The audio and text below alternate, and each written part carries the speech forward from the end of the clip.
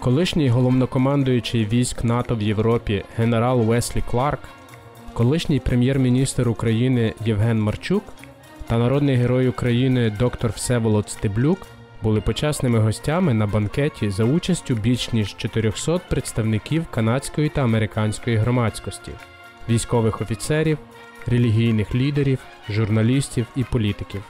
Вітаємо вас на благодійному вечорі Ради українських державницьких організацій світу. The proceeds of this gala event are in support of two non-profit charitable projects, Friends of the Defense Forces of Ukraine, founded to provide non-lethal assistance to Ukraine's volunteer battalions, and Guardian Angels Ukraine, launched to help the rehabilitation of wounded soldiers. The tragedy of this war compelled us to establish the first Center for Physical and Psychological Rehabilitation in Irpin, not far from Kiev. Dr. Steblyuk was instrumental in making this a reality. We were also the first organization to bring experts in rehabilitation from both civilian and military institutions, thanks to the support of the Canadian Armed Forces. We are trying to establish the first Masters of Science in Physical Therapy and Occupational Therapy programs. Звертаюся до вас далі підтримувати Збройні Сили України, далі підтримувати тих бійців-героїв, котрі віддано воюють і гинуть за незалежну, суверенну, соборну українську державу. On behalf of the Government of Ontario, I am delighted to extend warm greetings to the distinguished guests attending the 2015 Pinnacle Award Gala Dinner. This award was established to recognize outstanding individuals who have contributed to a positive image of the Ukrainian identity on the world stage and have promoted a democratic and secure Ukrainian state. We are honoring General Wesley Clark, a four-star American general and former Supreme Commander of NATO forces in Europe. The polls came to me after Putin had gone to President Kuchma's inauguration in November of 1999, and the polls said, be careful. Putin spoke. He's after Ukraine. He wants Ukraine reintegrated. He wants to rebuild the Soviet Union. And then there was this miracle. Suddenly it captured attention in the world. People in Ukraine stood up. They protested. They stayed in the Maidan, in the cold, in the rain, week after week after week. It was a democratic miracle. Putin calls it a color revolution. How dare he call it that? It was the democratic expression of the will of the people of Ukraine, and nothing less. I went in to see Andrei Paraby, who was National Security Staff leader, and he said, I think the worst is over. He said, we did what you all told us to do. We didn't provoke. We evacuated Crimea and let them have it. And this was the end of March of 2014. And then everyone's worst fears unfolded. I will tell you this. Ukraine has done an amazing, amazing transformation. An army has been rebuilt, reborn with the spirit of the Ukrainian nation that never had that expression before. And tens and thousands of young men have gone to the front, inadequately equipped, improperly trained, without the command and control that was necessary for a modern armed force, and they fought, and they stood, and they took it. So Putin found he made a big mistake.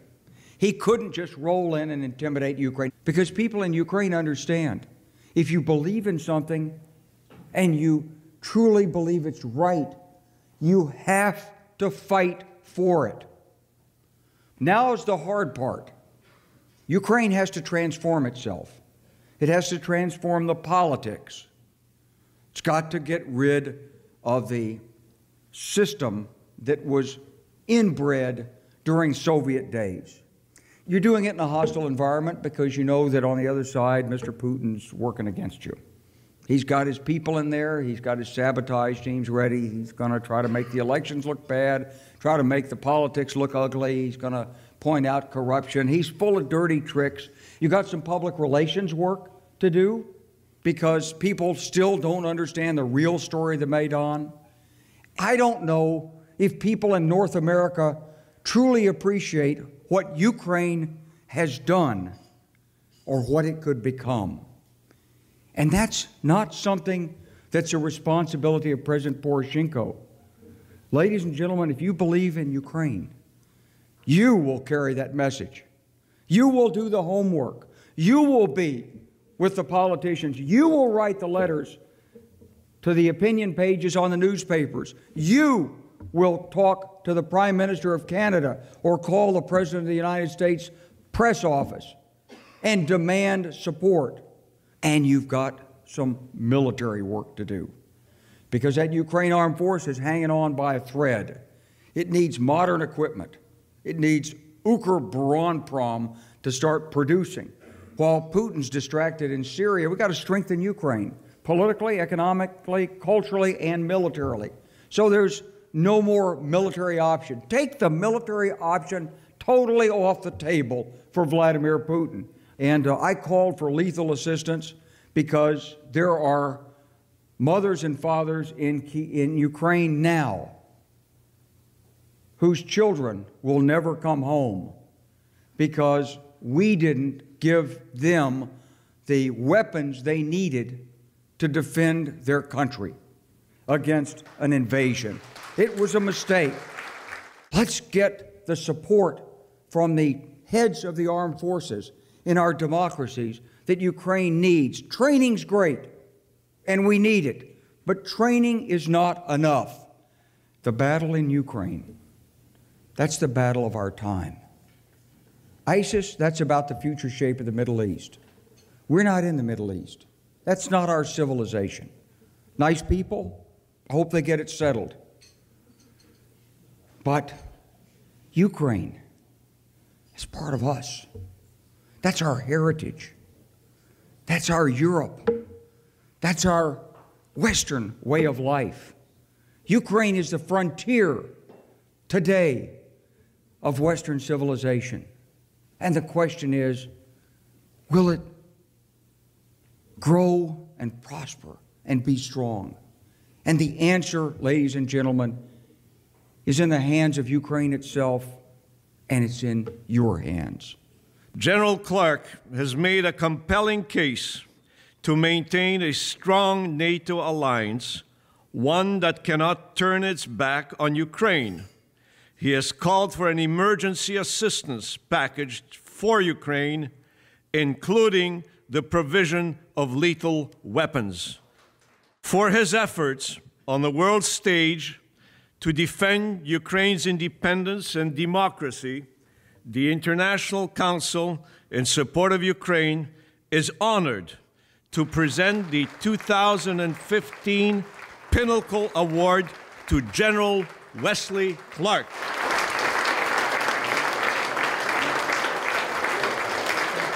We are also recognizing the achievements of the Honorable Yevhen Marchuk, former Ukrainian Prime Minister and Minister of Defense. Це не перша інвазія Росії в Україну. Першу спробу взяти силою Україну в свої руки було зроблено, мабуть, всі забули, ГКЧП 19 серпня 1991 року.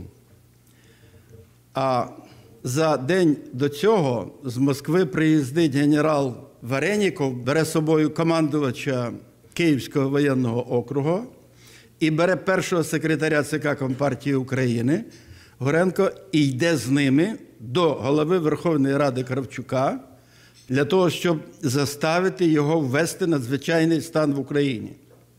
Надзвичайний стан в Україні, який був введений в Москві, в Україні не був введений. І саме дякуючи тому, що Кравчук взяв на себе всі ризики. Що ж робить Росія? Приземляється в Борисполі повітряно-десантна штурмова дивізія для того, щоб повністю паралізувати всю київську владу, арештувати і так далі. Не вийшло.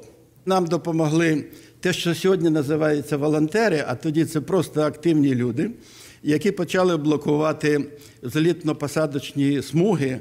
Друга спроба – Крим. 92-94 роки.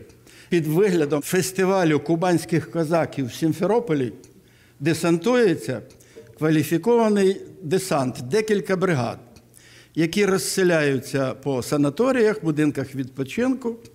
В Криму діяли регіональні партії відкрито, нахабно проросійські. Тобто, з одного боку, спецназ для забезпечення майбутнього референдуму про державний суверенітет Криму. Один до одного.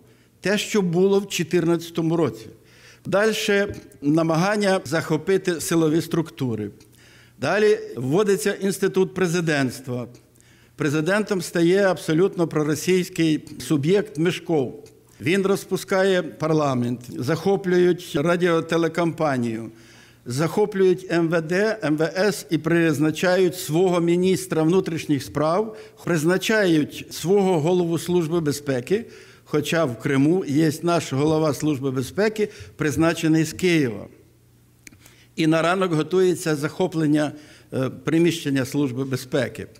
Мені прийшлось попросити у командувача наших прикордонних військ декілька гелікоптерів і льотчики на малій висоті, в темноті, на такій великій дистанції доставили наш спецназ «Альфу» і оперативну слідчу групу до Сімферополя. Вночі ця наша група проникла в приміщення Служби безпеки Криму, і коли на 6 годину ранку планувалось захоплення, і почали приходити навіть місцеві працівники Служби безпеки, то їх зустрічала «Альфа» з Києва, військовий спецназ, повна екіпіровка і так далі.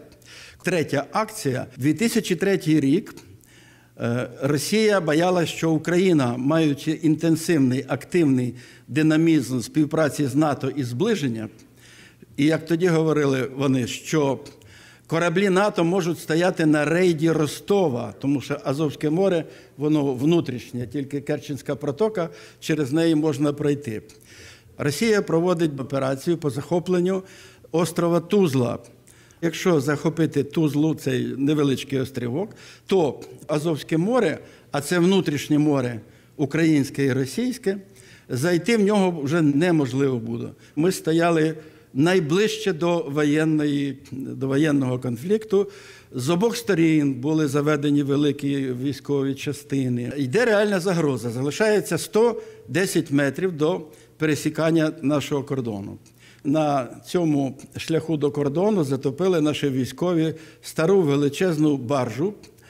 Одним словом, у 2003 році, а перед цим, в 92-94, відбулись силові акції вторгнення в Крим і взяття Криму під контроль.